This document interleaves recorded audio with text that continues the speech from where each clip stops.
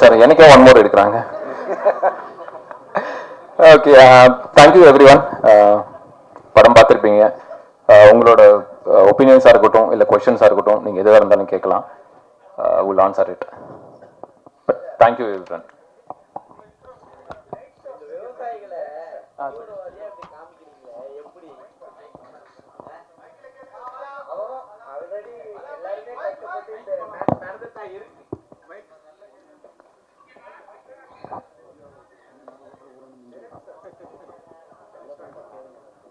Sir, so இங்க நாட்டில் நடக்கிறது தான்.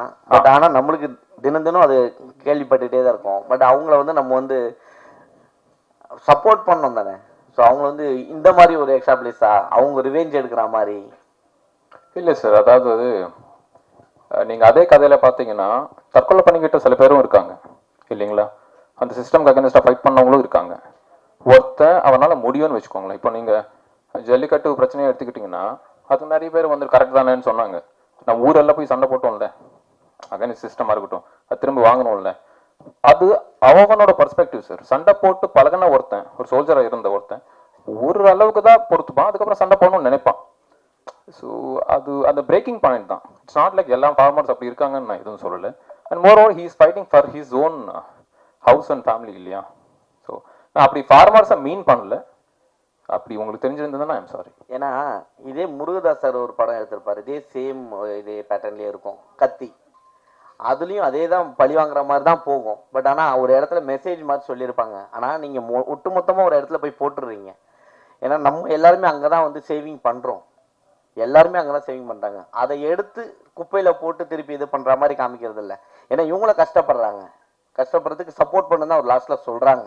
ஸோ அப்படி இருக்கும்போது ஒரு மெசேஜ் கரெக்டாக கன்வே பண்ணியிருக்கணும்ல லாஸ்ட் டைம். இல்லை, எனக்கு தெரிஞ்சு இந்த கொஸ்டின் உங்களுக்கு வர்றதுக்கு ரீசனே வில்லன் நீங்கள் ஹீரோவை பார்த்ததுனால. சரி, அவன் அந்த ஒரு ஆக்ஷன் எடுக்கிறான், அது தப்புன்னு சொல்றதுக்கு தான் ஹீரோ இருக்காங்க. இப்போ ஹீரோவே அந்த ஆக்ஷன் எடுக்கிறாரு, நான் அதை சப்போர்ட் பண்றேன்னு வச்சுக்கோங்க. அப்போ ஹீரோவை நான் அந்த இடத்துல வச்சிருப்பேன். அவர் பண்ற தப்புன்றதுனால தான் அவர் வில்லனா வச்சிருக்கோம். ஸோ இந்த படத்துல யார் ஹீரோனே எனக்கே புரியல. அவர் ஒரு பக்கம் அதர்வா ஆக்ஷன்ல பின்றாரு, இவர் ஒரு பக்கம் கதையில பின்றாரு. இல்லை சார், அதாவது ஒரு படத்துக்கு வரும்போது வந்துட்டு ஃபர்ஸ்ட் வந்துட்டு இப்போ இருக்கிற ட்ரெண்ட் படி அந்த கதையா வந்து ஃபர்ஸ்ட் நம்மளுக்கு பிடிக்கணும். அதில் இருக்கிற எந்த கேரக்டர் நம்மளை இன்ஸ்பயர் பண்ணுவாரோ இல்லை நம்ம அதை ரசிப்போன்றது தெரியாது.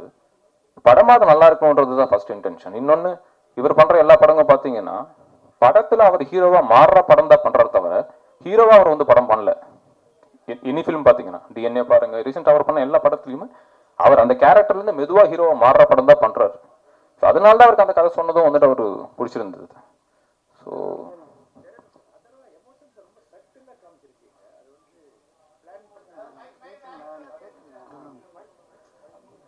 சார்,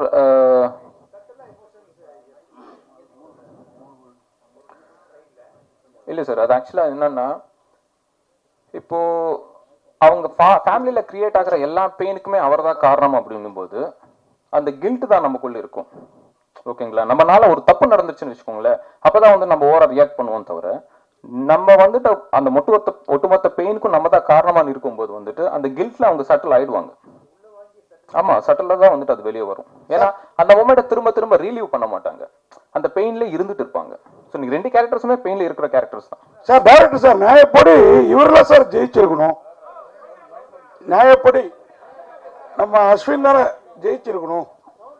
ஏன்னா அவர் வந்து அவங்க ஊரை அழிச்சதுனால தான் அவர் இப்படி ஒரு ரிவெஞ்ச் எடுக்கிறாரு. அப்போ நியாயமான ரிவெஞ்ச் தானே, ஹீரோவும் அதுக்கு சப்போர்ட் பண்ணிருக்கணுமே சார். அது ஆக்சுவலா நீங்க நல்லா சொன்னீங்க.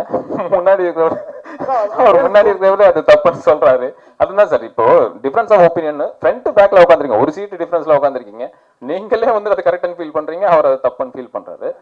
அதரா சார், அதரா சார், இங்க அதரா சார்.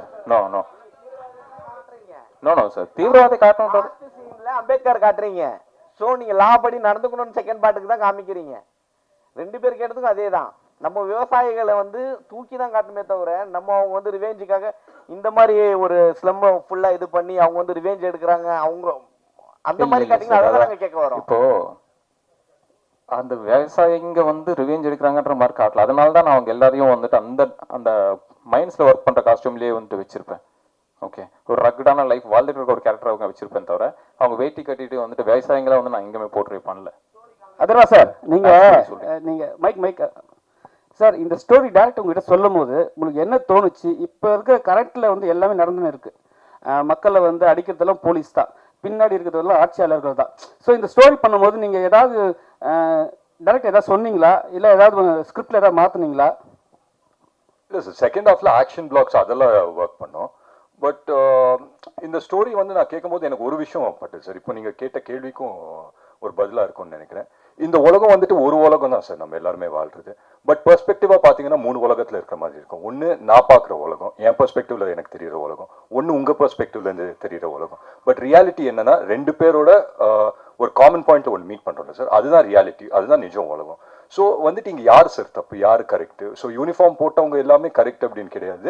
யூனிஃபார்ம் இல்லாமல் ஃபார் எக்ஸாம்பிள் அஸ்வினோட கேரக்டர் ஆகட்டும், அவர் ஒரு பேக் ஸ்டோரி வச்சு போராடுறாரு. ஸோ அவர் பெர்ஸ்பெக்டிவ்ல பார்க்கும்போது அவர் கரெக்டாக இருக்காரு, என் பெர்ஸ்பெக்டிவ்ல பார்க்கும்போது எனக்கு கரெக்டாக படுது. ஸோ நீங்கள் ஓவராலாக பார்த்தீங்கன்னா யாருமே இங்கே சரி, யாருமே தப்பு கிடையாது சார். சூழ்நிலை, அந்த சூழ்நிலைக்கு நாங்கள் எடுக்கிற முடிவு இல்லை அந்த சூழ்நிலைக்கு கொடுக்குற ரியாக்ஷன்ஸ் தான். அந்த விதத்தில் பார்த்தா I think it is an overall entertaining ஃபிலிமாக பண்ணுங்கிறது தான் நோக்கம். அதை பண்ணியிருக்கோம் நம்புறேன் சார். ஏற்கனவே ஒரு 100 படம் பண்ணீங்க நீங்கள், அதுவும் சூப்பர் டூப்பர் போயிட்டு நல்லா படம் போச்சு. இப்போ இந்த படமும் நல்லா இருக்கு. ஆனால் சில எங்களுக்கு வந்து மாற்று கருத்துக்கள் என்னன்னா, அந்த கேரக்டர் நீங்கள் பண்ணி நீங்கள் மாற்றிருக்கலாமோன்னு சொல்லிட்டு எங்களுக்கு ஒரு விஷயம் நாங்கள் பார்க்குறோம், எங்கள் விஷயம் நாங்கள் பார்க்குறோம் சார், நான் பார்க்குறேன். ஓகேங்களா, அதை மாற்றத்தை எவ்வளோ இருக்குமா? எப்படி சொல்லி என்னன்னா, இப்போ நீங்கள் ரெண்டு ஹீரோல யாராவது ஒரு ஹீரோ தான் வந்து ஜெயிப்பாங்க. ஆனா வந்து விவசாயிக்காக சப்போர்ட் பண்றவங்க ஜெயிச்சா நல்லா இருக்கும்னு நாங்க நினைக்கிறோம். நீங்களும் அவரை சப்போர்ட் பண்ணிருக்கலாம்னு நினைக்கிறோம், வேற ஒன்றும் இல்லை. அவரை பிடிச்சி கடைசியில் காலி பண்றீங்களா? அப்படி இல்லை, மனசளவுல சப்போர்ட் பண்றதா சார், படத்துல வந்து பண்ண முடியல. அதுதான் சார், இந்த படத்துக்கு ஹீரோயினே தேவையில்லை, ஒரே ஜானர்ல போயிருக்கலாம். அந்த ஹீரோயின் கேரக்டர்னால என்ன ப்ளஸ், ஒரு 2 இல்லை, ஒரு இது இல்லை, ரொம்ப இது இல்லை, அந்த மாதிரி தைரியமா படம் எடுக்கலாமா சார்? ஒரு ஜானருங்கும் போது ஃபாரின் படங்கள்லாம் நிறைய வரும், உங்களுக்கே தெரிஞ்சிருக்கும். அப்படி அந்த மாதிரி நீங்க வந்து தைரியமா எடுப்பீங்களா? இல்லை சார், கண்டிப்பா எடுக்கலாம் சார். ஏன்னா இன்னைக்கு இருக்கிற காலகட்டத்தில் ஐ திங்க் எவ்ரி இயர் வந்து சினிமா மாறிக்கிட்டே இருக்கு சார். போன வருஷம் நம்ம பார்த்த சினிமா இன்னைக்கு கிடையாது, இன்னைக்கு வந்து திருப்பி மாறிடுச்சு. அண்ட் நம்ம எக்ஸ்போஜரே பார்த்துக்கோங்களேன், நெட்ஃப்ளிக்ஸில் வந்து நிறைய கண்டென்ட் எக்ஸ்போஸ் ஆகிறோம், இல்லை ஓடிடி பிளாட்ஃபார்ம்ஸ், நிறைய பிளாட்ஃபார்ம்ஸ்ல எக்கச்சக்க கண்டென்ட் வருது. பட் தியேட்டருக்குள்ள போகும்போது மியூசிக் அதெல்லாம் தேவைப்படுது சார். ஸோ நம்ம 2.5 hours நம்ம ஒரு படம் பண்றோம்னா இதுதான் நம்மளோட ரூட்ஸ் இல்லை சார். அஃப்கோர்ஸ் நாங்கள் வந்துட்டு ஹாலிவுட் படத்தை பார்த்து ஆஹா ஓஹோ அப்படின்னு சொல்லலாமே தவிர, அதே மாதிரி இங்கே படம் எடுக்கிறதுக்கு அவங்க இருக்காங்களே சார். இங்கே வந்துட்டு நம்ம ரூட்ஸ்க்கு தகுந்தாப்புல ஒரு படம் எடுக்கலாமே அப்படின்னா, அண்ட் நம்மளோட ரூட்ஸ் என்ன சார், மியூசிக் நமக்கு தேவை. அண்ட் மியூசிக் இல்லாமல் ஒன்றுமே கிடையாது இல்லை சார். இந்தியாவை பொறுத்த வரைக்கும், இல்லை இந்தியன் சினிமாவை பொறுத்த வரைக்கும் music is a must. So அதுதான். Ashwin sir, Ashwin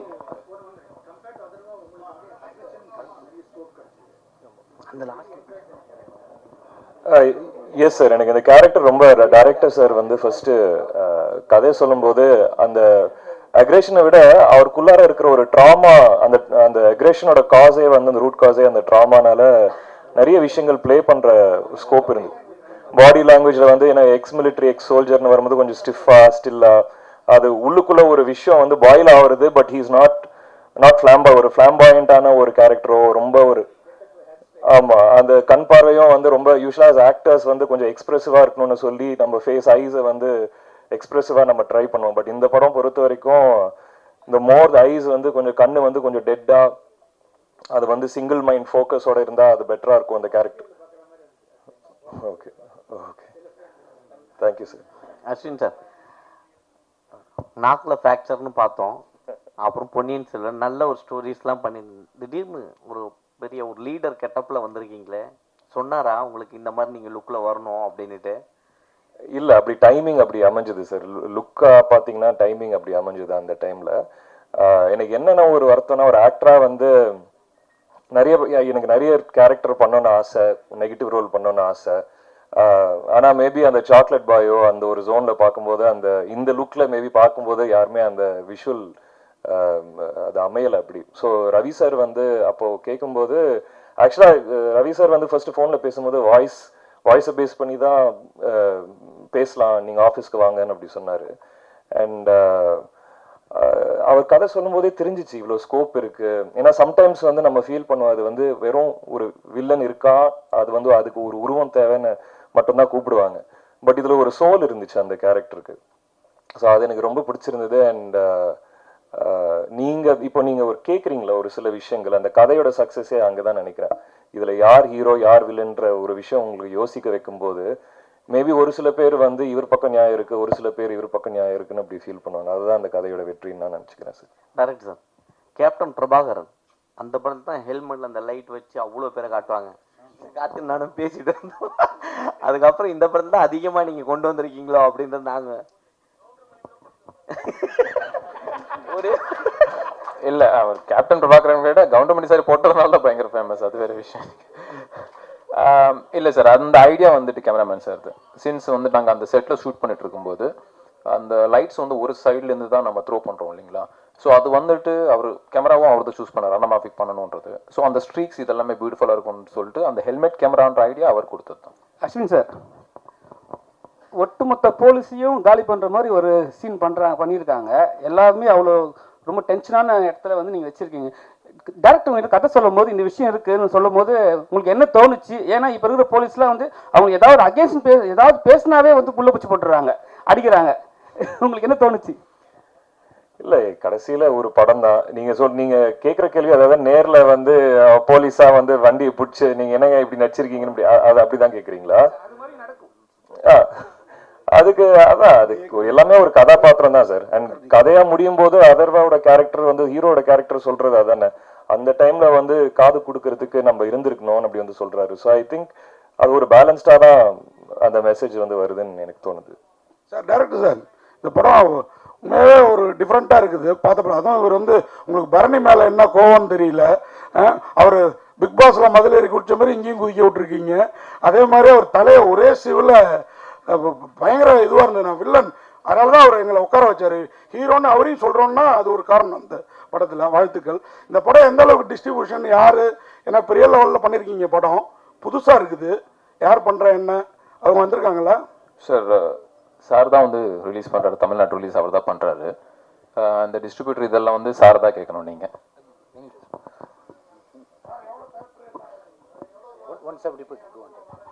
so 200 theatres play பண்ணுறாங்க சார். இப்போதைக்கு 200 தியேட்டர்ஸ் லாக் பண்ணியிருக்காங்கன்னு சொல்கிறாரு.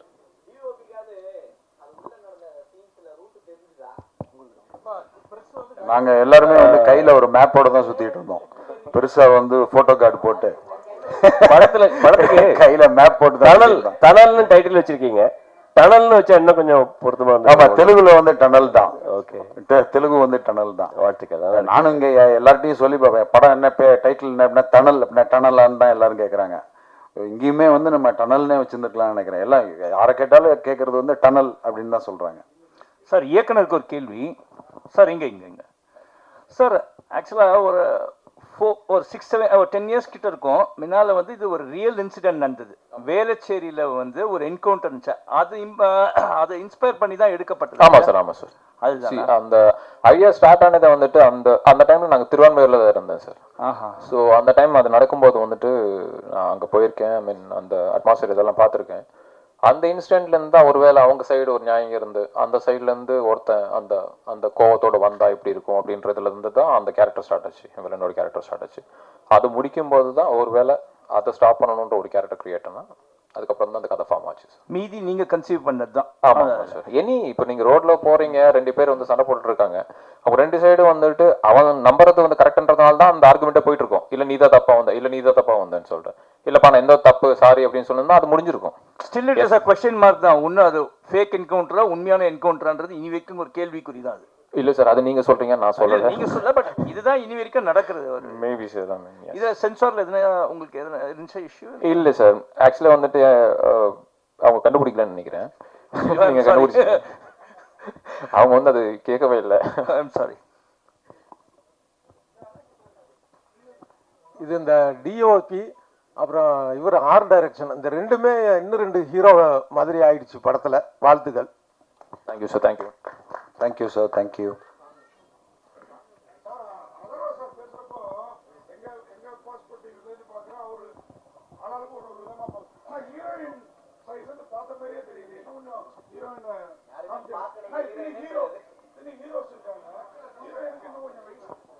இல்லை சார், அது என்னோட ஃப்ளா தான். அதாவது வந்துட்டு அவங்களுக்கு இன்னும் இம்பார்ட்டண்ட்டான ஒரு ரோல் எழுதியிருக்கணும். இனிஷியலாக வந்துட்டு சொல்கிறதுக்கு நான் அது இனிஷியலாக ட்ராக் பண்ணும்போது வந்துட்டு அது ஹீரோயினாக நாங்கள் ட்ராக் பண்ணல, அந்த கமிஷனரோட பொண்ணாக தான் ட்ராக் பண்ணியிருந்தோம். பட் என்னென்னா சில காரணங்களாலையும் வந்துட்டு அது மாற்றி அது எழுத வேண்டியதாக இருந்துச்சு. Thank you sir. Saravanan sir. Sir இங்கே சார், இது வரைக்கும் சினிமோகிராஃபி இதில் நல்லா இருந்தது. இது வரைக்கும் ஃபுல்லாக வெங்கட் பிரபு சார் அந்த டீம்லேயே பண்ணியிருக்கீங்க. புதுசாக ஒரு டேரக்டரோட ஒர்க் பண்ணியிருக்கீங்க. அந்த எக்ஸ்பீரியன்ஸ் எப்படி இருந்தது? அதே மாதிரி உங்கள் சன்னி அப்படியே இன்ட்ரடியூஸ் பண்ணிங்கன்னா நல்லாயிருக்கும். ஓகே. எனக்கு இவரை வந்து ஒரு 10 வருஷத்துக்கு முன்னாடி தெரியும். நான் ஒரு தெலுங்கு ஃபிலிம் பண்ணிட்டு இருக்கிறப்போ இவர் வந்து கடைசி ஏடி. ஹைதராபாத்தில் பாவர்ச்சின்னு ஒரு பிரியாணி ஷாப் இருக்குது. அங்கே 2 பேரும் வந்து ஒரு நாள் பிரியாணி சாப்பிட்டுட்டு இருக்கிறப்போ இவர் சொன்னார், நான் ஃபஸ்ட்டு படம் பண்ணுறப்போ உங்களை வச்சு தான் படம் பண்ணுவேன் அப்படின்னு. ரொம்ப சந்தோஷம்ப்பா அப்படிலாம் வந்து சொல்லிட்டு இதுவாகிடுச்சு. அப்புறமா மறந்துடுச்சு 10 இயர்ஸ்க்கு அப்புறம்.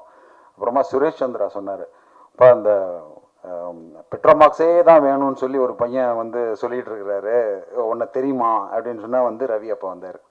நான் அன்றைக்கி சொன்னேன் உங்ககிட்ட அப்படின்னு சொல்லிட்டு.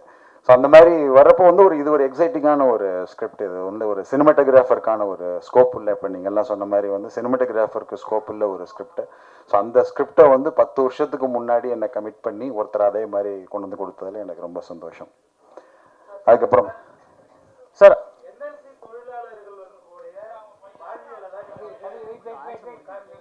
ஆன்சர் முடிக்கல சார். சார் உங்கள் சன் இன்ட்ரடியூஸ் பண்ணல. ஆமாம், இவர் ஷர்வா ஆல்ரெடி வந்து ஹார்ட் பீட்டில் வந்து ஒரு பண்ணிட்டு இருக்காரு.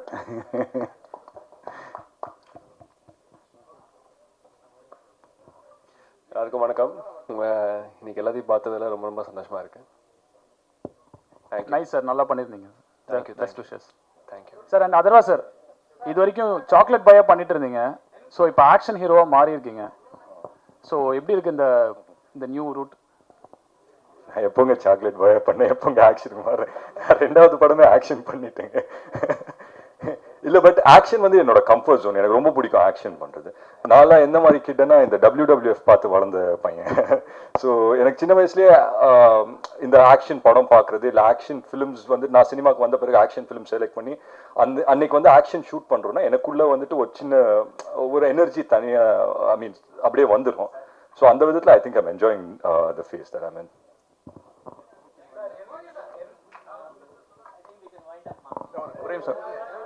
Sir Atharva sir, Vishal sir வந்து பிறந்த நாள் அன்னைக்கு சொன்னார், நான் இவ்வளோ நாள் வந்து பேச்சுலராக இருந்துட்டேன், இப்போ வந்து கரெக்டாக வீட்டுக்கு போகணும், ஃபேமிலிலாம் வந்து இதாயிருக்கு. அதேமாதிரி தம்பி அதர்வா வந்து பேச்சுலராக இருக்காரு, அடுத்த கல்யாணம் அவருக்கு தான் பண்ணணும் அப்படின்னு எனக்கு பேட்டியே சொல்லினாரு. அதை பற்றி எப்போ என்னைக்கு கல்யாணம் பண்ண போகிறீங்க, என்ன கருத்து? விஷால் சார் எப்போ கல்யாணம் பண்ணுறாரோ, அவர் எப்போ தாலி கட்டுறாரோ அதுக்கப்புறம் தான் சார் நான் கட்டுவேன். தேங்க்யூ, ரொம்ப தேங்க்ஸ் சார் எல்லாரும் வந்ததுக்கு.